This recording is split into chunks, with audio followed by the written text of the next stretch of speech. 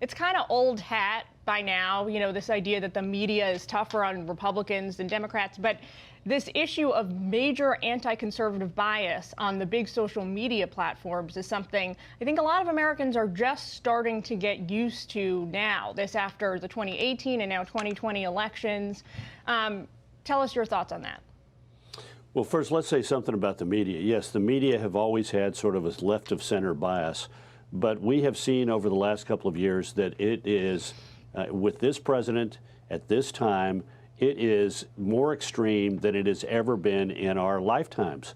The animosity, the hostility towards the president and his party are enormous, and not only just at the president and his party, but at the voters who supported him. We had recently a figure on cable TV was quoted in Vanity Fair, I believe it was, as wondering about those all those Trump supporters, were they bat blank crazy?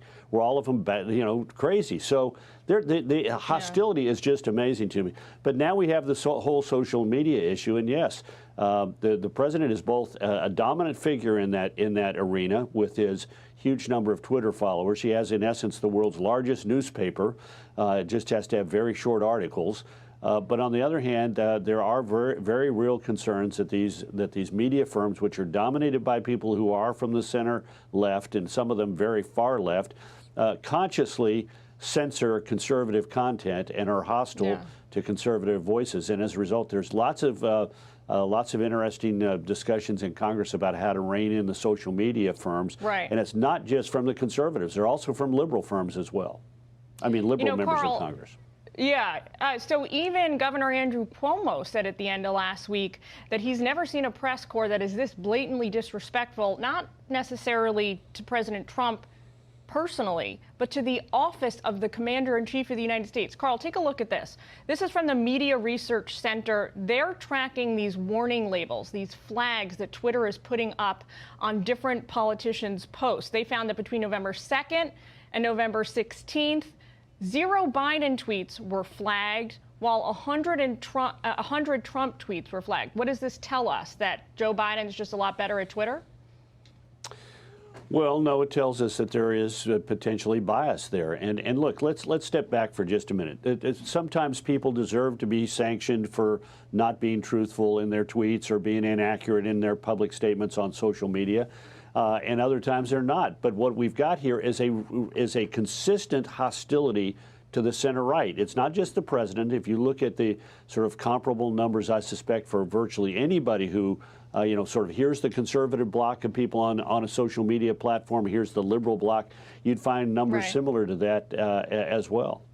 Now, Karl, you pointed out that this criticism of social media becoming kind of godlike in its editorial powers, whether it's Twitter, Facebook, Instagram, you have it, is really bipartisan, meaning Democrats and Republicans are really being equally critical of them lately. Do you think something is actually going to get done in a Biden administration? Do you think somehow Congress will decide to rally and try and do something to rein them in? Or are we just going to see these hearings where they drag execs up to Capitol Hill?